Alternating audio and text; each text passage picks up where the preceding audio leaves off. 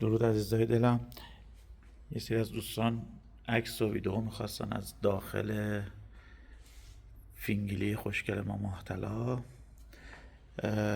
این داخلشه، ببینید این زیر اینا خب کاملا باکسه و کلی وسیله توش جا میشه، همونطور اونور و اینجا جا کفشی داریم و اینجا یه دونه کمد دیگه داریم این وسط و یه میز خوشگل که خب اینا تبدیل میشه به تخت که تو ویدئوی تخت گذاشته بودم. اینم پشت آشپزخونه، اونم ببینید.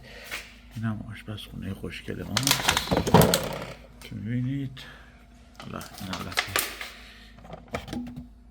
سینک ظرفشویی و کمد و یخچال و اینم گاز و اینم سایر خرت پرت های من. اینم گاز و خرت پرت های. و اینم یه دونه دوشه برای استفاده بیرون. اینم نمای این طرف. شاد باشید.